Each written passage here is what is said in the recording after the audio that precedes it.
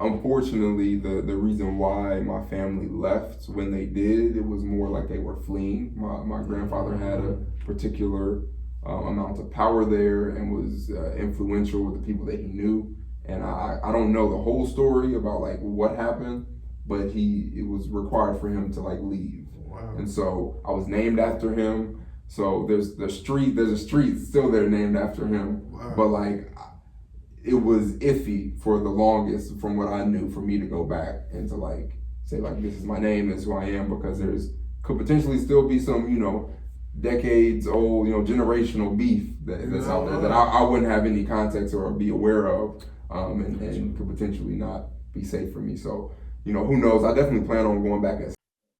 Yo, what's going on, y'all? What's going on, y'all? Yo, friends and family reunion, Saturday, July 12th. We rolling back again. Absolutely. Man, It's look, back at it again, if you missed it last year, you should have been there. We had over 100 people there.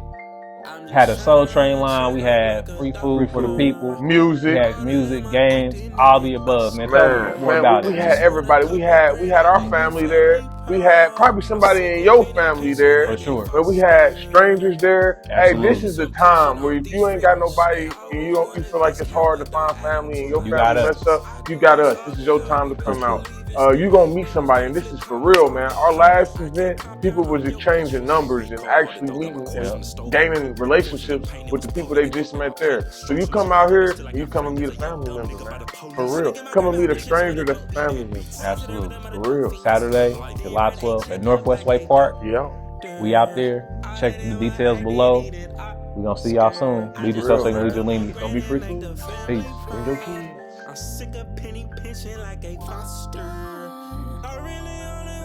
Peace, family. Welcome to another edition of the Lead Your Lineage podcast. We're the number one podcast for individuals seeking to end generational dysfunction.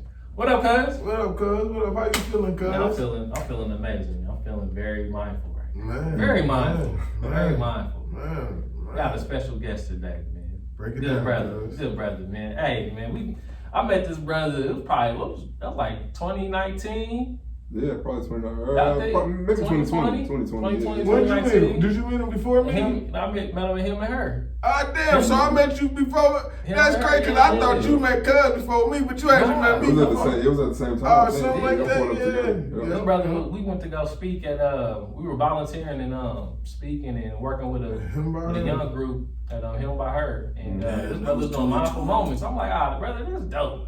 That's dope. So I was like, brother, you gotta start us off with a mindful moment for ourselves here in this room, and also for our audience as well. So please, brother, introduce yourself and hit us with a mindful moment. Yeah, well, first and foremost, thank y'all fellas for having me here. No problem. I'm looking forward to today's conversation. Of course. It's been a long time. We've been trying to do this for a minute. It has been a minute. So I've been trying to get you on. So I appreciate you.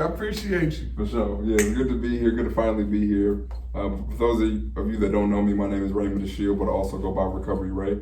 I own a health equity firm here in the city, and our mission is to help close the racial health gap by empowering communities to create generational wellness. So a lot of the work that I do is centered around health education and emotional literacy, all designed to help people turn self-care into a lifestyle so that they can ultimately pass down and exchange healthy mindsets and behaviors to not only their family, but also our broader community. And one of the ways that I help people do that is through mindfulness and practicing mindfulness. So as Sean mentioned, I'm gonna start things off with a mindful moment. All that is a breathing practice paired with a moment of stillness, really designed to help you ground yourself to the present moment so that you can be more intentional about how you respond to what you experience in your life. So first, I want you to pay attention to your posture. I want you to sit upright yet relaxed. I'll count us down 3, 2, 1. We'll take 3 deep breaths together. At the end of the third breath, we'll just sit in stillness. I'll guide us through an awareness practice. Feel free to close your eyes or lower your gaze, whatever is most comfortable for you, and just listen to the sound of my voice. 3, 2, 1. Take that first big inhale through your nose and exhale through your mouth. And another one, big inhale through your nose, really fill your lungs.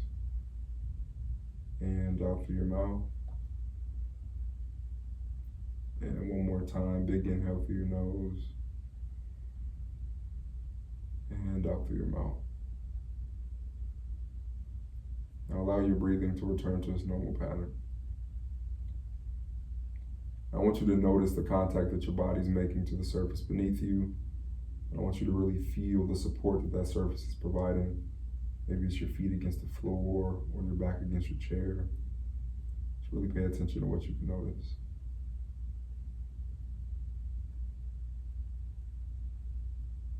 Now I want you to notice any movement in your body that you can feel as you breathe, maybe in your chest or in your abdomen. Just really pay attention to what you can feel.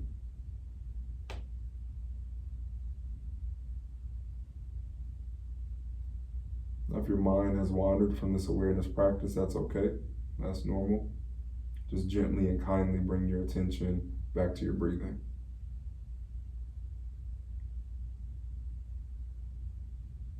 Now I want you to bring your attention to the muscles of your neck and shoulders. Maybe some tightness or tension there, maybe some stress from the day. I want you to do any movement that feels good for you to give those muscles the permission to relax. Maybe a neck roll or a shoulder roll. The intention here is really to help those muscles experience some ease.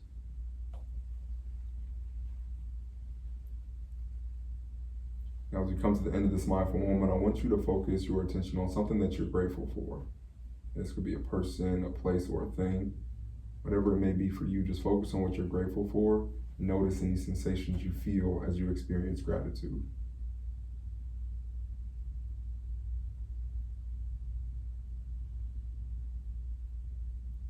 All right, let's take one more deep breath together. Big inhale through your nose, really fill your lungs. And out through your mouth. If your eyes are closed, slowly begin to blink them open. Welcome back. All right, that's the mindful moment. Any reflections, anything that you all want to share about the experience we just had? You got me feeling relaxed. Relaxed. Yeah, got Ronnie feeling relaxed. Whoa, that's what you got me feeling. They about to see, they about to see me be like, hey, look, man. I take a nap, bro. Hey, pull a shine, cuz I'm sleeping at 9 o'clock. Whoa, for real, make sure. Hey, you can't do that with him. Hey, wake up, cuz. Wake up. Hey, how you feeling, cuz? Cuz you gotta talk for you go I'm floating, man. I'm floating. I'm feeling great. Me too.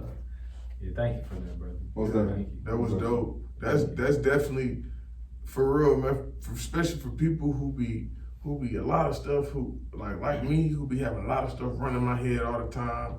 I'm always a fast pacer. I'm always thinking. I'm always on the move. I'm always on the go. I have to have stimulation. I realize that about myself. I can't have once it get too quiet, bro. I don't like all that. It's too quiet. I gotta hear noise. So that right there, man, for people who like me, who nerves is overstimulated and you gotta be overstimulated, that right there is relaxing. That helps you feel your body, you know what I mean? To help you be like, all right, let me breathe.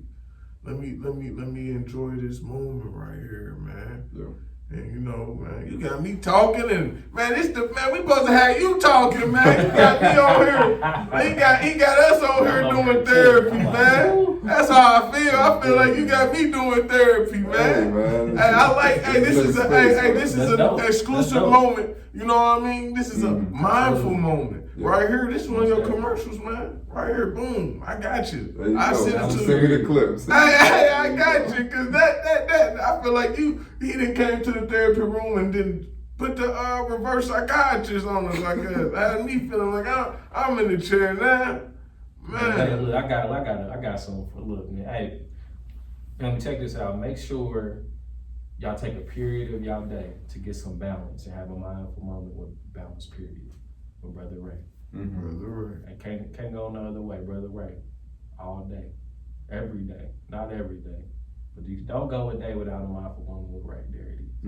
I like that. There we go. There it is, brother. That's yours, brother. That's yours. Boom. Thank you. Boom. But how you feeling though, man? Let's get into it, man. Well, first of all, how'd you find this technique? What made you start doing this? What made you start practicing this? Because I know you didn't start mindful moments from just being and doing this technique just from out the blue. Some shit was going on, or some shit wasn't going on. You were trying to figure out yourself and how hire yourself. So I'm asking you, where did you figure this technique out? Why did you start practicing it? How long you been doing it?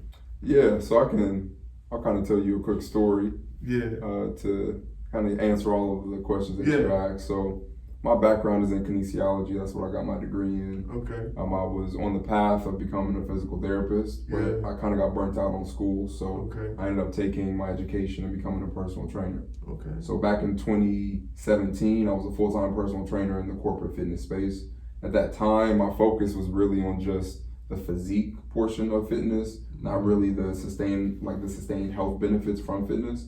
And then I wasn't even really paying attention to my nutrition. I felt like I didn't have to think about that till I was 30, right? I had my high metabolism. I could eat a full pizza, still have a six-pack like I was good. Yeah. But 2017, January, I was diagnosed with a pulmonary embolism, which is a blood clot in my lung. Okay. And that moment really shifted my mindset on what it meant to care for myself. Yeah.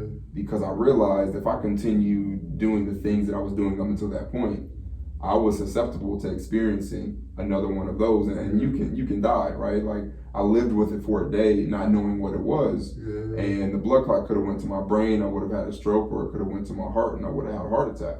So I was really close to dying, and I realized I need to start figuring out what it looks like to practice habits that promote all of my health and wellness, not just my physical health. I need something for my mental and my emotional health too. And at that time, I really didn't have any context of what that looked like. So similar to what we were talking about before we started recording, I just looked it up. I'm like, what are some strategies? What are some habits I can practice? And I started to see mindfulness, right? Meditation. Those are some things that were coming up for mental and emotional health. But I also grew up in the church, and that was stigmatized, right? I was always told, you don't do those things. So it was a lot of resistance early on, but I eventually said, let me just take the leap and I'm gonna give it a try. I downloaded the Headspace app and I did the free week. I wasn't about to pay the membership, so I did the free week. And after that week though, it was transformational, right? My ability to just be present and to change the relationship that I had with my thoughts. That was the first time I realized that I am not the thoughts that I think. And I'm the observer of my thoughts, so I get to decide what I choose to do in response to what crosses my mind, and that was huge for me. So, after that, I didn't keep the membership, but I went on YouTube. I found it's a page, I think they're still active, it's called Great Meditations, and for a whole year I did guided meditations, about 10 minutes a day. That's just what I said, I'm gonna commit 10 minutes a day to doing this. And it completely transformed my quality of life in every domain. How I moved changed, my nutrition changed, my relationships changed. And at that point, I realized this is something that I need to do. And also when I get the opportunity to teach other people and to show other people its impact, I want to make sure that I do that. So it's been since 2017 that I started the practice. And I would say I started to facilitate mindful moments probably in 2020. That was kind of when I made a shift in my business. And that's when I started to actively pursue teaching people how to cultivate a mindfulness practice of their own. That's dope. That's amazing, brother. Yeah. That's dope. Shout out to you. For real. And kudos to you, brother. That's, man. You said a lot there. I want to touch on the part about thinking. Me personally, this is a personal question. I'm an overthinker. I'm a visionary and an integrator all at the same time. And I'm more strong on the visionary part. So that requires a lot of mental stimulation. I need help with that. So if somebody that's in the same shoes as myself, where would you tell them to start? I would tell them to start with just paying attention to what you're thinking, right? And doing it from a place of curiosity. I think that's really the portion of mindfulness that helped me. It removed me judging, are my thoughts good or bad? Is it right or wrong? Like, no, this is just a thought. So for that 10-minute time, this is just a thought. And what I realized by just being curious, like, oh, well, where did this come from? What does this potentially mean? Like, I started to notice that I was thinking the same thoughts over and over and over again. Like every day, I pretty much was thinking around like something similar as the day before. So I started to realize that if I'm able to notice that, then I can start to shift what I put in and then it changes what comes out. So my thoughts can change based on what I consume, and that's when I started to, realize that I could be more intentional about how I, what I feed myself and the results that I get, both internally and externally. So for someone, I think it starts with you got to just pay attention. You have to know what's happening, understand your current thinking patterns, and then determine if those are contributing or those are in alignment with the lifestyle that you want to have, or not. And then you can begin to make shifts and adjustments to, your thinking based on what you put in. So it starts though with just auditing it. And that looks like, for me, it was practicing mindfulness. It's also journaling, just writing down my thinking. That was another, tool that I utilized that helped, but it's really all about paying closer attention to it from a place of curiosity. From a place of curiosity, you keep mentioning food, your nutrition, what you take in. Mm-hmm. What is your diet looking like? I just want to know, just to know. I know that everybody wondering, like, so what you eat then? You know what I mean? Because you keep bringing it up, so I know they probably thinking like, what you eat? Yeah, and I will highlight too. I am talking about my physical nutrition and what I eat and drink, but I'm also talking about my mental diet. So like what I watch, read, and listen to. Agreed. Those three things play a huge role in how I feel. My mental diet, and we all have a mental diet, so it's important for us to be conscious and aware of what we are consuming.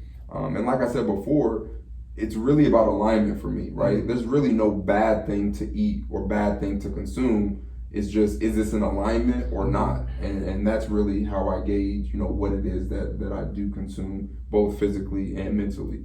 Right now, I would say my goal is just to consume consistently foods that aren't processed. Like the most minimally processed things, the better for me.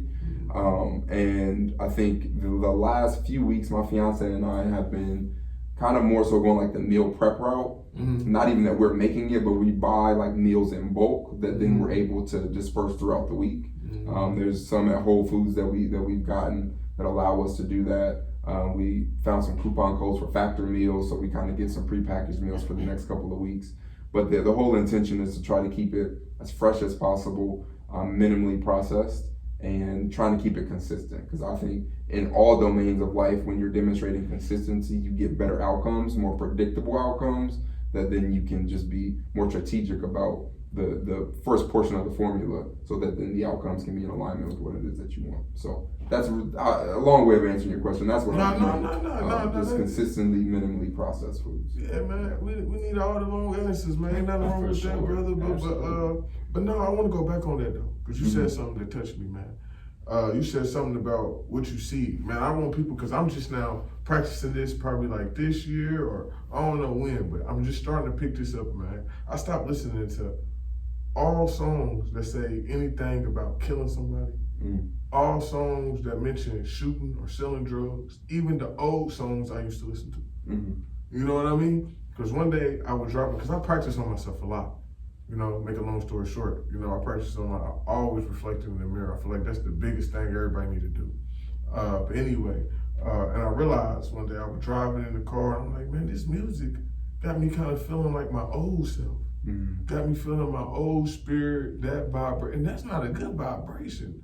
You know what I mean? Like, I didn't feel it like, oh, I'm about to go do this, but I felt, you know what I mean? I felt it. I felt, I'm like, damn, now I gotta shake this off me. This not, I said, it's the music. It's that reminding, like, my brain what I was doing, and then my subconsciousness is hearing, shoot a nigga, sell drugs, shoot a nigga, smack a bitch. Bro, what you think you gonna do when you go to sleep? That shit play in your head when you go to sleep. That's why you having all them crazy ass dreams, brother. Hey, all that, for real, man. Ever since I stopped listening to that, bro, it's been helping me. I don't give a fuck. I share this, helping me be non-violent. I had to practice that. Shout out to all the brothers who had to practice that. I had to learn how to be non-violent. That shit hard. Because I be feeling like everything can get solved with a fist. That's how I grew up. Everything gets solved with a fist or a gun or something physical. Mm-hmm. You know what I mean? So my man, you done got me ranting today, bro. There you go. Hey, I like you now, man. Hey, I already liked you, man, when I met you, but I'm glad I brought you, because, man, that really hit me, man, because it's like, people don't understand when you're in that transition and fully growing and finding yourself, bro. I done found some music that I done fucking never heard of. I done played Cuz my favorite song. Everybody thought I was about to play a rap song. Bro, I never knew Bro, I never knew. Ain't that motherfucker a bop? Bro, I never knew it was music out there like that, bro. I'm finding myself. Man, then I like one of my favorite songs I've been playing right now. I'll be playing it for my wife. Man, I forgot who it was by, but it's called, what is it called? It's called, he said, I don't want to set the world on fire. I just want to set a flame in your heart. It's an old school song made in like the 1950s.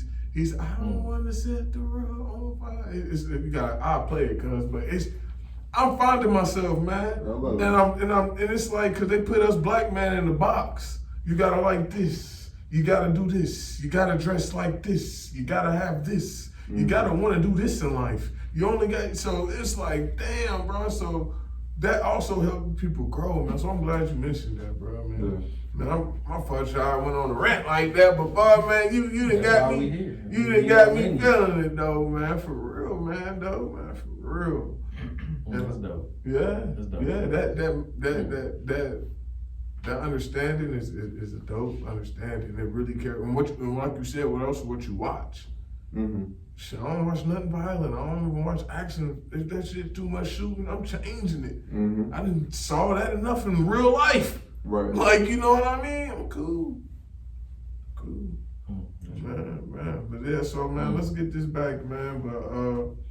But man, speaking on that, man, do you have any kids?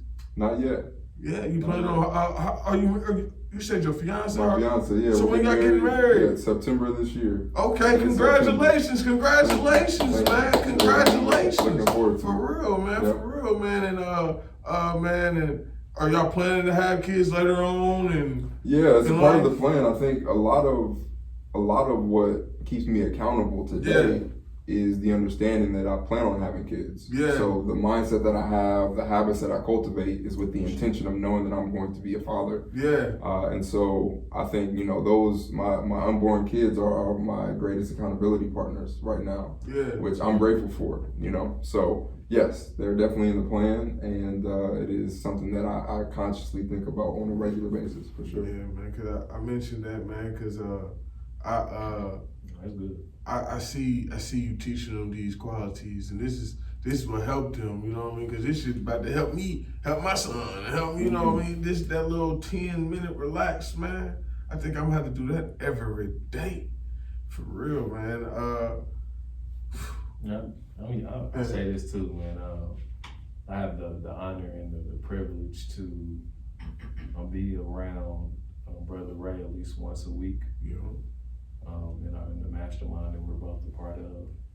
And he always starts it off with a mindful moment.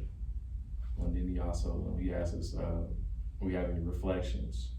And one time he said, I think it was a couple weeks ago too, he mentions like, hey, make sure, it was when we were talking about rest and what that looks like. He's like, man, make sure this isn't your last mindful moment today. And I was like, damn. That when you said that, bro, that really touched me. And then I was talking with Brother Sabeko, shout out to Sabeko too. And then we gotta get him on the podcast because he's a wealth of knowledge. I was talking to him, he was like, bro, he was talking to me like brother to brother. Like, yo, what does rest look like to you? And we really got to chop it up and really talk about what that looks like. And I was like, oh, I see what you're saying now. Cause I was like, bro, I got all this stuff on my plate, X, Y, and Z. Is like, nah, bro, like, so you're not gonna rest until September? Like, what you doing? And he really, having that moment with him, all started with you having that mindful moment in that room with us. So I wanted to give you the flowers and say thank you, brother.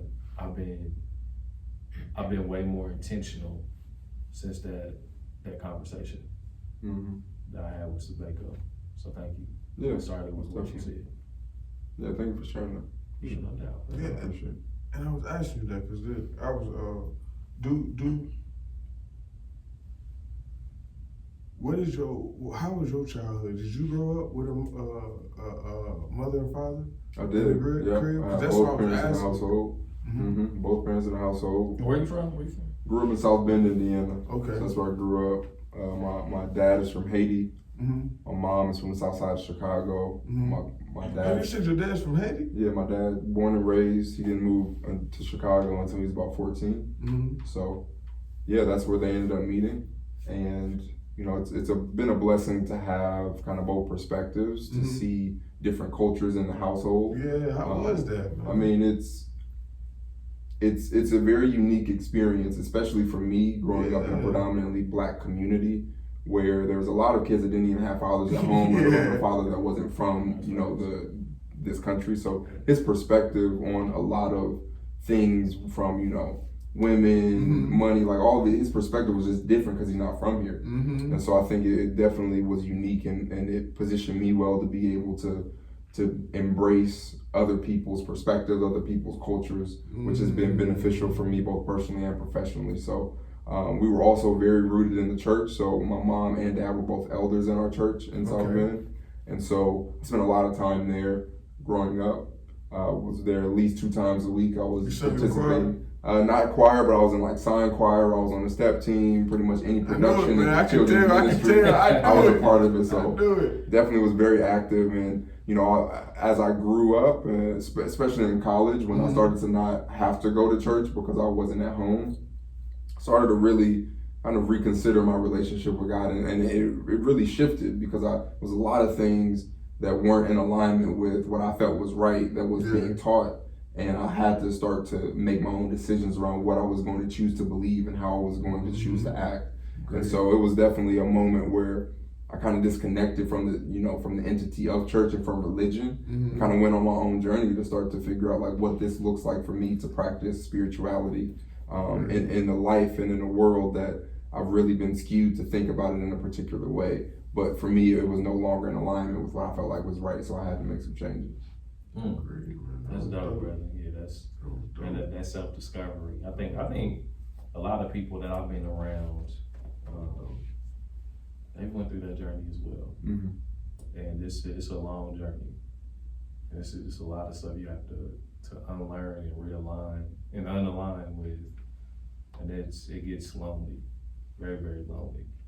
When we talk about, this is a question.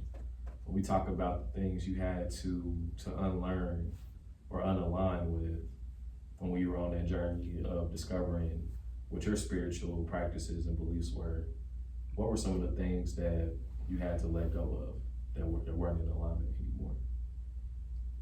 Yeah, I think there was this fear that I held with me for so long, and it was ingrained just from, you know, the religious upbringing. It was, you know, the result of sin means you're going to hell. And that was the biggest thing, that it was just a huge fear, and it fueled a lot of my decision making. A lot of the anxiety that I had was around, you know, I don't want to go there. It sounds like a terrible place. And so for me, I had to really rethink, like, is this something that serves me? Is this belief itself that if I do a bad thing and I don't repent for it, that means that I'm going to live in this eternal, you know, suffering and damnation? Is this thought, is this belief something that serves me or not? So I think that was the biggest thing, getting to release that and like truly forgive myself and give myself grace and understand that, like, no, I'm not going to be perfect. I'm not going to do everything quote unquote right. But that doesn't mean that is a reflection of my character, or that, you know, when I'm no longer here, the outcome that I get from me not being here anymore is now going to be impacted by this thing that I did that wasn't, you know, quote unquote right at a given point in time. So it allowed me to be open to making mistakes and to like embracing failure and learning from it, instead of really feeling like burdened by not doing things in the right way or what society deems as right. So I would say that's the biggest thing I had to unlearn. It was like the connection between, you know, failing and doing things wrong and like my eternal experience. That's beautiful, bro. That's beautiful. I also want to ask you this too. And when you were sharing just now about your upbringing, what were some of the differences between how your father grew up versus being from Haiti, his perspective? What are some differences in perspective from a Haitian man to an American man? Man, I was gonna ask that too. I was wondering. What are some of those different perspectives? I'm very curious. Did you get to that. meet all your Haitian family? Like, Yeah. Right. Still. do they live here? A lot of them live in Chicago. There's some that live in New York. There's probably some that live in Miami. But I kind of have the ones that moved to Chicago, they're kind of dispersed. I have an uncle that lives in California. I have an uncle that lives in Florida. So they're kind of dispersed around. But it's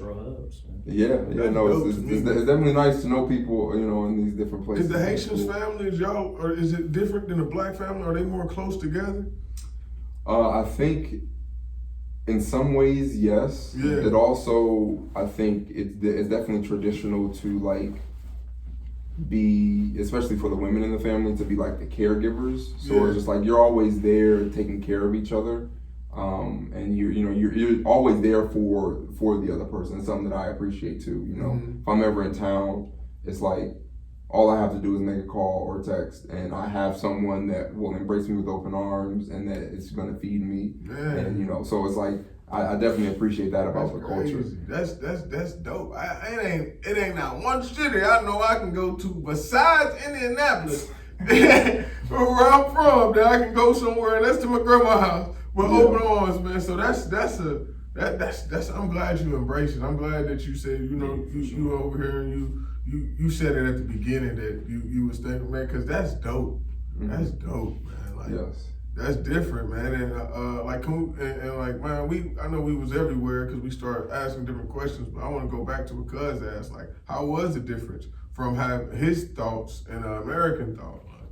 Yeah, I think the biggest thing I noticed was like the materialistic side of like the American dream. Like that wasn't a part of his passions or things that he communicated.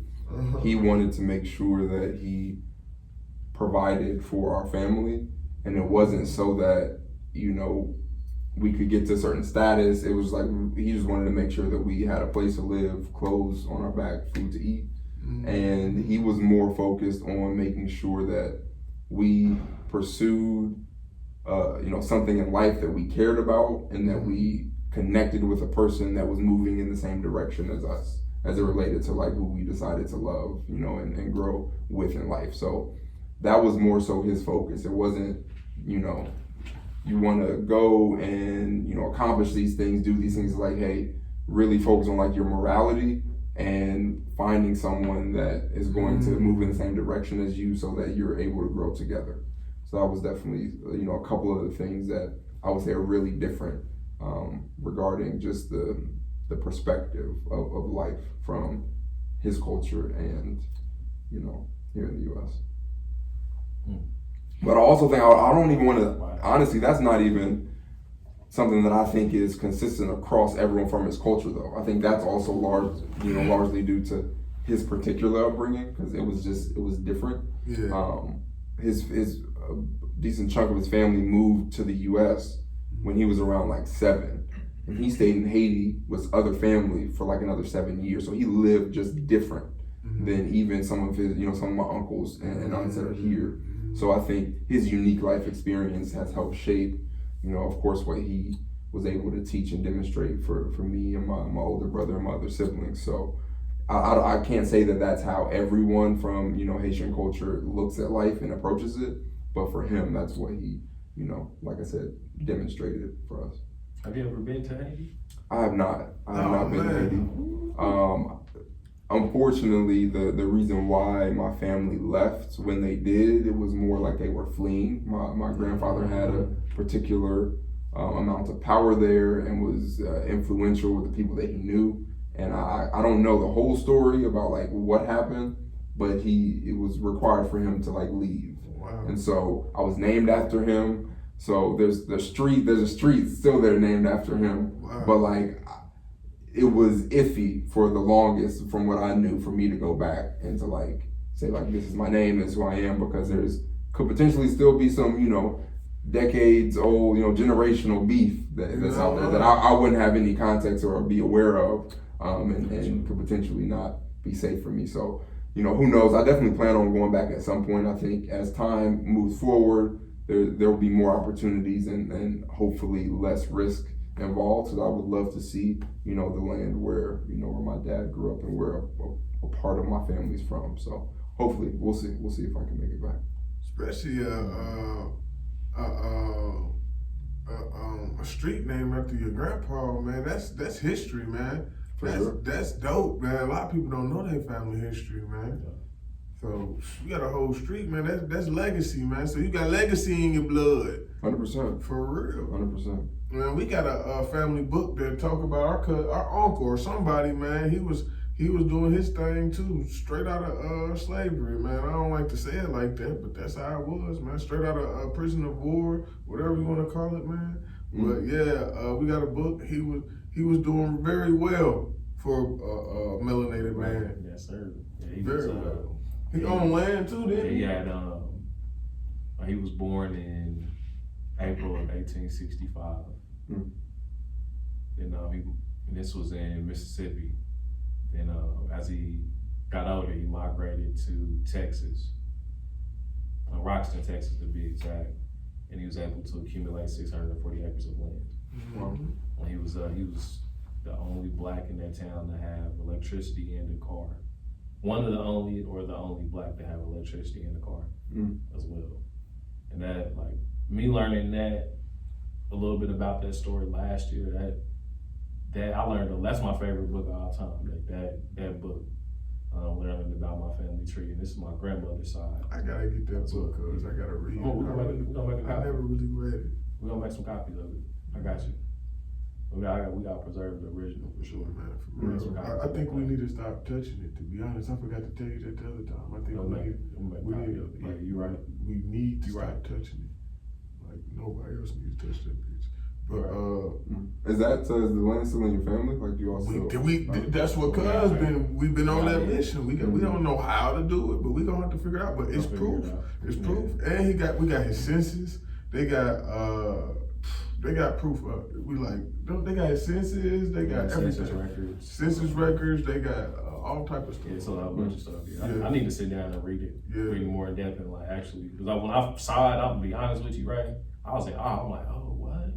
It was like I was like fanning out, like, oh, this is my family. Like what? This is crazy. Like what? DNA. You know what I'm saying? But you know, Tip used to always tell me that. Tip used to say, man, you don't even know, man. I gotta break it down. Man, he ain't never break it. Why you ain't break it down, Tip?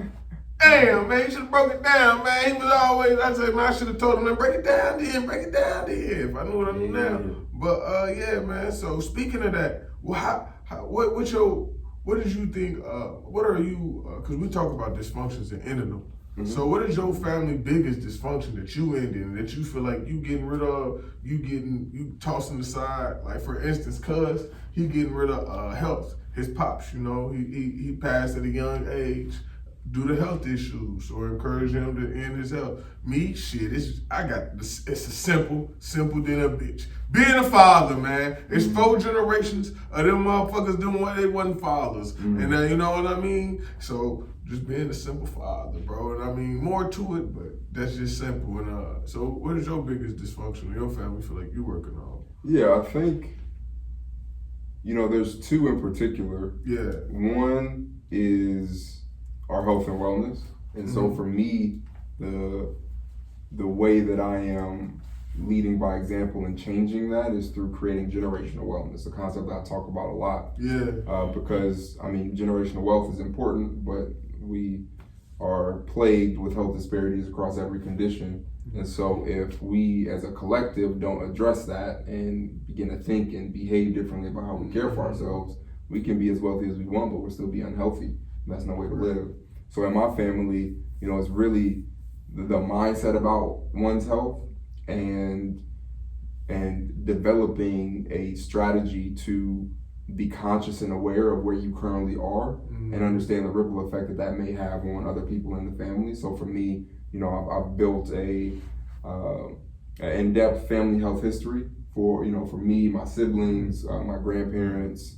Wow. And I have it all, documented, stored, and You're it's gonna talking be about like the health, like this person had cancer or something. Exactly, like that? exactly. Anything that they were diagnosed with, the age, I keep track of all of that. Wow. It's going to be something that I'm working on the back end to really develop a very simplistic and easy way to read and to like house. And that's going to be something that I, literally pass down. My children will have copies of this, and other people in my family will have access to it, right? It's just going to be a huge help in us just being more conscious and aware. So that's one, is the health and wellness of my family.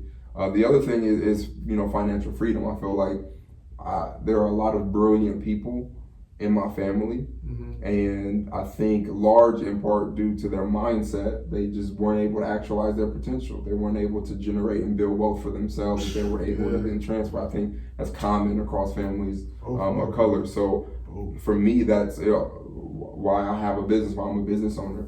There really wasn't another example of someone in my family that did that. I do have an older sister who's been an entrepreneur for as long as I can remember, so it's been great to have her as an example. And I have I think maybe a second uncle who was a businessman. It's really all they ever told me, back in the day. But really no one proximal. Was it here in America or Haiti? No, it was on my mom's side, and so but like I knew who he was. I met him. He always had a nice car. Like he did something, but I don't know what he did. And so for me, it was just I'm like, how can I, create something different and show I have like 10 nieces and nephews, right? So how can I show them another way rather than just going to college, getting a degree and getting a job? Like, hey, you can actually be in business for yourself. And for me, like I said, I didn't have an example. So a lot of this is trial and error, man. Like I left a salary job to start a business and had no background in being an entrepreneur. And I'm still running a business today. So it's like, I'm learning and failing forward so that I can make sure that, that dysfunction of us not being financially free kind of stops with me, and then I'm able to help empower, future generations of my family, not just from giving them money, but giving them the knowledge and the structure to be able to build it for themselves too. So I would say those are the two biggest dysfunctions. Okay, man, I love that so much. And that right there, man, that's a lineage. We call lineage leaders. That's a lineage leading moment, man. Lineage leaders are people who do exactly what we all doing, all of us in this room. From here to the camera. Shout out to Leon too. You know what I mean? For real. For all of us, man, and we people who strive to work on ourselves and to make our family go bigger, man. Mm-hmm. And that's why I was asking you at the beginning: as you're planning to have kids, as you're planning to lead your lineage, as you're planning to share this and keep growing, bro. This is one big question. First of all, I'm glad as a married man who's been married for I don't know how long no more. I think probably for cause me and it's not that we've been married long forever, it's that we've been together since we were in seventh grade, so it'd be confusing. So I'll be forgetting. So we've been married for 8 years though. But yep. But as a married man for 8 years, man, I want to say, man, a lot of people don't plan ahead. Like if we have kids, this is what we're gonna teach them. If we have kids, this is what I want them to eat. This is what we should feed them. This is what we should bathe them in. This is what we should let them wear. This is what we should let them decide on. Little shit like that, man. Mm-hmm. So I'm glad you're moving as a strategy, man. So as a married man, I see you, boy, man. I'm glad that as a black man, I'm glad that you're moving with a strategy. Saying all that, man. More MVPs. That stands for moral values and principles. That's what I call it. I call it MVPs. You can go ahead and use it every time we talk. You know what I mean? It's cool. Everybody been using it. I saw a preacher using it. I said, I remember I talked to you. I was on his podcast. But anyway, man, what is the morals and values and principles that you decide that you are going to build your family on, man, that, your children on? Yeah, I think one. And your not just your children, my fault, not just your children, your whole house, because people don't understand that morals and values. You already got a family, bro. you don't need, not saying you don't have to, I hate it when people say you don't, once you become one, y'all family, bro. Mm-hmm. So let me rephrase that question. What morals and values do you raise in your family that lives in your house? Yeah, I think one is mindfulness. Yeah. You know, for sure. The practice itself, Mm-hmm. that's something that's going to be integrated into everything that is done. Mm-hmm. From, you know, it currently already is. And so as we welcome new additions to the household, that will be a part of just what it means to be a part of the family, right? We're mindful people. I also see love as being something that is very important to demonstrate both for ourselves and others. So self-compassion, I would say, is kind of the start for that. Mm-hmm. And helping, you know, everyone understand the importance of being kind and compassionate to yourself and the ripple effect that has for your ability to also extend that kindness and compassion to others. And then I would say gratitude. Like, gratitude is huge too. To be grateful and appreciative of where you are, regardless of what you may have or what you have not accomplished yet. You know, being able to appreciate being where you are, being alive, having life. Because, I mean, gratitude, I say this often, but it makes what we have enough. I promise, and bro. If we're not living in gratitude, it's very easy to not be appreciative of what we have and to be complaining about what we don't. And the fact that we're alive, that we're breathing, is more than enough for us to be grateful for. So those are a few things that come to mind: mindfulness, self-compassion, and gratitude, really being foundational aspects of what my family demonstrates, both internally and externally. Man, that's beautiful. dope. That's dope, because that's what I've been working on. Being Me grateful. too. Being grateful. I've been so grateful of every fucking thing. Just being grateful of just being grateful, bro. I was at the park with my kids saying, man, I'm grateful I get to be at the park with my kids. Mm-hmm. Man, for real. And that just that right there is dope, man. And I had a question for you. Man, you talking all this mindfulness, what was in your teenage years? How was you, you know what I mean? What was you doing, man? Was you playing ball or something? What made you so focused on, like, how did you get so mindfulness, man? Like, what was you doing in your teenage years and stuff? Yeah, I mean, honestly, I experienced a lot of anxiety, a lot of social anxiety, a lot of stress. Like, and I just thought that was just a part of life. I just lived with it. You know, it was just a part of, you know, the cycle of what happened in my mind. Yeah. And I did play sports, and I would get very stressed about sports, trying to make sure everything was perfect. Yeah. Which I think also goes back to, you know, what I mentioned before about the whole relationship I had with religion, feeling like I needed to be perfect all the time. Yeah. So that was something that I struggled with. And it was, you know, after the blood clot and all of that, and I started practicing mindfulness, I realized, there was a different way that I could have approached this whole time. Yeah. Which is what then led me to say I need to keep practicing it. But I would say, you know, before it was the breeding ground for the opposite. I was really leaning into stress, anxiety, ruminating on thoughts. I really didn't have any tactics or strategies to, like, overcome those things or to you know, respond differently to them. I thought that everything I thought was something that I had to take action on and that it was true. So I also recognize that my upbringing was also in alignment with me being able to be as mindful as I am today.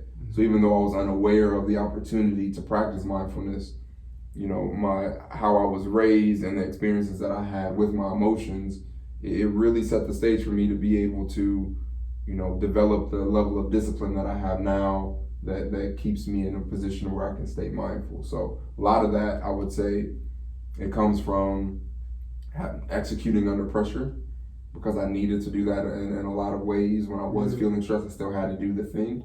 And then this really happened in college, but when I made the commitment to exercise and to transform my body, I cultivated discipline in a way that I never had before. I committed like 85 days to transforming my body because I knew I wanted to be a personal trainer at that time. And that really set the foundation for my mindfulness practice, because when I started practicing, I realized it's really the same thing, just in my mind, right? The way that I strengthen a muscle is I put in repetitions. For mindfulness, the way you strengthen your ability to be present is when your mind wanders, you bring it back to the present. That's a repetition. So I was able to make parallels between what I had already cultivated with my body as, the practice for my mind. And then it really just helped me kind of blossom into the life that I live now. So even though there was, stress, anxiety, a lot of that present growing up, I think it also really created an environment for me to be able to capitalize on that once I got some, different thinking. Don't you got a podcast? I do. Man, you ain't said nothing about, I was like, hold on, don't you got a podcast? Man, we got to bring it up. I've been trying, hey, he going to bring it up.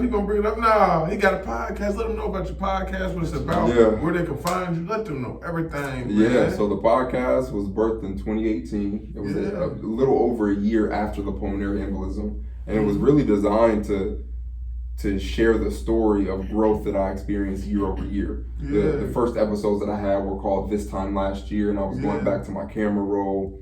I was going back to posts on Instagram and Twitter, and I was essentially saying, hey, this is where I was, and this is the growth I've experienced since based on practicing mindfulness and being more conscious and aware. So I was just sharing that story. Because I felt like if I could experience that level of growth, and it was very simple in my mind, I'm like, other people can do it too. So that's what started the show. Now we have over, 220 or 230 episodes, been able to bring a lot of people on, a lot of collaborations and partnerships. And so, the platform is really designed to help people, learn different strategies to take better care of themselves with the ultimate intention of creating generational wellness, which is, the entire Balanced Period brand. So now it's an outlet for people to share their stories and for me to continue to be transparent about where I am on my health and wellness journey. I talk a lot about the different challenges that I put myself under. Currently, I'm doing a 300 Days of Discipline challenge for this year. Last year, I ran an ultra marathon, and so this year I wanted something that was more sustainable throughout the year instead of just the first half. And so I've been charting that journey on the podcast. So it's a platform that I appreciate and I continue to turn to for both my mental health and also creating space for other people to share their stories and to hopefully inspire and empower the people that listen. So on pretty much every listening platform, Spotify, Apple, iHeartRadio, all of the platforms. And it's just Balanced Period Podcast. Type that in and you'll see it up there. That's dope. That's dope. Generational wellness, brother. Generational wellness. Mm-hmm. When I think about generational wellness, I'm like, okay, family, I'm thinking health, I'm thinking longevity, I'm thinking legacy.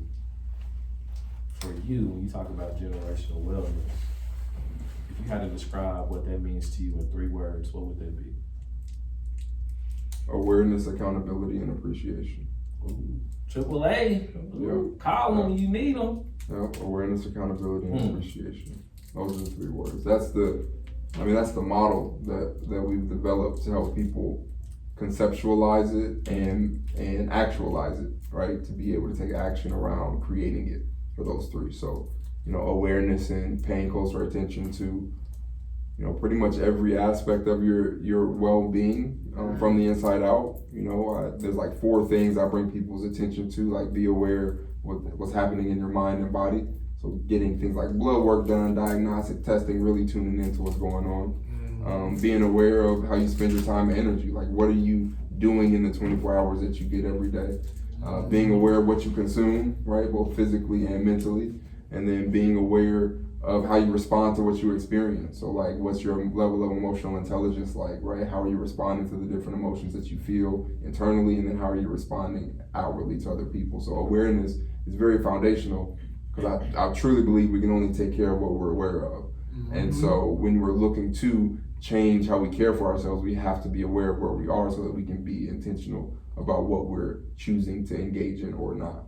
And so then accountability is then taking action on all of that. So now you have the data, now you're making these data-driven decisions about how to better care for yourself, and you're keeping yourself accountable. There's these, various strategies and systems that you can put in place in order to keep you accountable to being consistent. And that's really what you need in order to follow through and get the results. And so it's also that you understanding that, it's not just important for you to be healthy for you, it's also the ripple effect that you have on your family, on your community, in your workplace, right? Wherever you convene, it's going to be important for you to be healthy because you're leading by example, whether you're aware of it or not.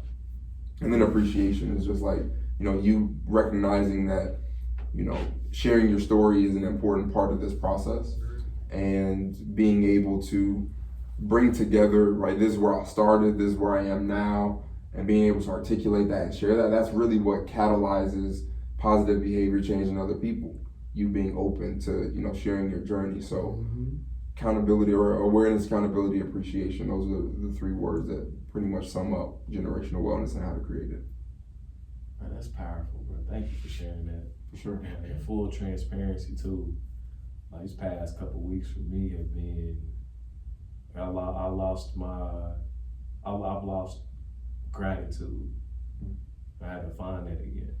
I had to find it. I was doing a lot of stuff, you know what I'm saying, just to stay busy and whatnot. But I wasn't expressing gratitude. I wasn't giving myself grace. So I had to find it. And I honestly started to really find that earlier today after a conversation I had earlier in the day, like probably around 8 a.m. somewhere in there. Had a conversation about how I was showing up in terms of like my attitude. I was like, man, I'm not giving thanks. I'm not giving gratitude to how I like the journey that I've been on, and that's been like just having that moment where I really sit down like why are you on that show, and it's just having this mindful moment and having this interview with you today, and like having all y'all in the room was like, yo, I gotta be a better lineage leader. I gotta be a better example, like you just said. When I do show up to these places, because everything was cool on the outside, but the inside, my attitude was like, damn, I'm not appreciative of the journey I've been on. When you said you had those episodes where you're recapping, like, hey, a year ago I was here. I lost sight of that. And I was very big on that, but I lost sight of that in the past few months. And I want to thank everybody I talked to today for helping me getting back in alignment with that. You as well, cause it was like, man, damn. I'm getting back on track though. Full transparency. Let her hear that, man. That's really all life is about, man. You just, as long as you're aware of it, then you can course correct, and that's really it, So looking at everything, being grateful, man. Cause shit, I always say, I ain't even gonna lie, man. If I'm feeling down, I'm like, man, I gotta remember I'm supposed to be here. That's how I feel. But let me rephrase that. Shit, I'm supposed to be here because I am here. If I wasn't supposed to be here, I wouldn't be here. You know what I mean? On some real stuff, so I do supposed to be here. But what I'm saying is like, it was the time I thought I wasn't gonna be here. You know what I mean? Shit, so I always be like, damn, man, people, man, they was telling me I want to go make it to 21. You know what I mean? It was just a lot of shit didn't happen. You know what I mean? So I be looking back and be like, damn, I'm glad that bullet missed. I'm glad that missed. I'm glad, man. It's so reflecting and going on that, man. That's a journey. That's great. I just been more grateful. My gratefulness been coming from like, damn. I gotta be happy about the problems that I'm having. It's the problems that I'm grateful for. Shit, I always having my kids 24/7, 365, bro. You know how close me and my kids gonna be? Shit, bro, that's really not a problem. Me and my kids gonna be close to the motherfucker. My kids gonna grow up and be like, shit, that's all I know is my mom and my dad. They gonna always wanna be around, you know what I mean? Shit, they have friends. Other little kids, but I'm talking about like as adults and all that, you know what I mean? So, man, I've been looking at my problems like, damn, me always being tired is a great thing. That's because I'm busy. I'm building multiple businesses. Not even that. I'm growing as a human being. So I've been grateful for my problems, bro. Like every little problem I got, I've been grateful. Shit, I don't give a fuck what the problem is. I'm grateful, bro. Fuck it. The cons that I got are great cons compared to what I was that I thought I was gonna have. You know what I mean? I'm like, man, these cons ain't nothing compared to the cons I used to have. So shit, I just been grateful, bro. So that's what I've been on the end of gratefulness, man. You know, I'm glad you brought that up because man, we gonna have you as a guest and the next couple of them as a guest, and I'm like, dang, I want to make sure I write that down in my phone to say that, hey, next time we have a podcast, bro, make sure you bring that up, because that's been real on my heart. Because I'm like, man, a lot of people gotta do that. A lot of people be going through shit while they climbing on their way up, and they don't be grateful for the headaches. A year ago, I don't think we had any guests yet. Huh? A year ago, I don't think we had any guests on the podcast yet. Because our first guest was Travis. Yeah. And that was like, that was like a couple months from, That was in July. No. Yeah. Somewhere. June or July. Yeah. Wow. Yeah, that was in June or July. Grateful for the growth. Yeah, so, you know, just grateful, not even just for the podcast, because us as human beings, hell yeah, growing, you know, grateful that I can look myself in the mirror and be like, hey, bro, you ain't doing this shit right. I know sometimes, bro, that shit get tiring. You know, that I ain't gonna lie, that is the most tiring thing, is to really grow. People always want to grow, but growing takes the most energy, bro. Even think about it. They say yin and yang. Physically, when you growing as a kid, bro, you know how much energy that takes? What?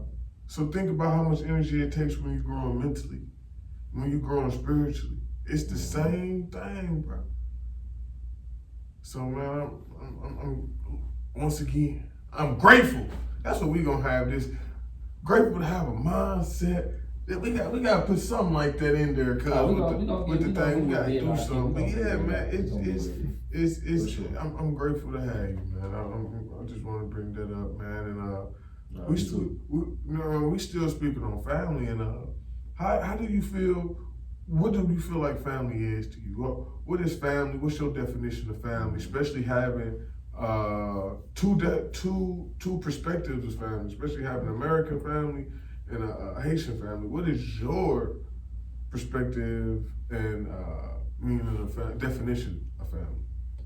That's a good question. I don't know if I've ever defined what family is to me. I think my perspective on it, though, is that I'm more like these people than anyone else. And so there's a unique opportunity that I have. Yeah, I mean, it's just true. Like when you think about humans, it's like anyone else that I meet, you know, I don't necessarily like have blood that, you know, that is similar, or, you know, DNA that's similar. So for me, I think it's a unique opportunity to connect with and develop self-awareness and support, right? It's a unique opportunity to have a family and to lean into your family and to create the conditions for everyone to support each other. And so I see family as a safe space, even though it hasn't always been the case, and it's not always the case. I still see it as an opportunity for a safe space, and I know that's what I seek to create within, you know, my four walls and as people interact with me that are part of my family. So that's really what I see. I see it, you know, we're a lot more alike than we are different, and naturally as humans we are, but for those subset of humans, you know, we have a lot more in common than anyone else. So I cherish that, and I see a lot of opportunities to learn from them and to support them, you know. That's kind of how I see family. We relate because we related. That's what he said. He said, we relate. Sean Washington, he said, we relate because we related. So, you know, that's dope that there's more people in this world that's thinking like that. Because I think, like, I thought about that too. Like, shit, you're more likely to have the same. Because me and my daughter, man, bro, I've been realizing, like, how much common me and my daughter is. Like, damn, she got a lot of her taste buds, a lot of stuff that I like, she like, a lot of food. It's just like little stuff. I'm like, damn, she might look just like her mama, but her taste buds and some of her stuff is like her dad. It's like, damn. So we can relate because we related, baby. You know what I mean? So yeah. She be acting just like him too. Like just like that. Just don't, bro. Don't put her in front of this camera. Man. I think she got me beat though. She do. She got, bro. She does. You should have her on the show. Oh my God, bro. She'd be on her, bro. We wouldn't need to talk. She don't.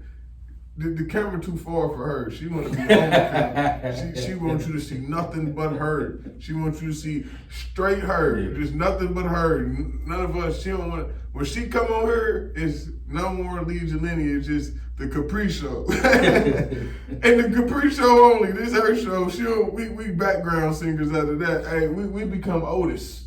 Real talk. Nobody come see That's you, how she Otis. look, for sure. For real, man. Shout out to Capri. Real, man. Like, Yeah, man. And what you know, we don't like to keep it sad, man. So, what's your favorite family moment, man? Like that you ever had? Cause you know, mine's recently, man. I got to see my daughter perform, right? Oh my God, y'all! I got to see I cried, bro. I was shedding tears, bro. My heart broke, man. My daughter truly is like.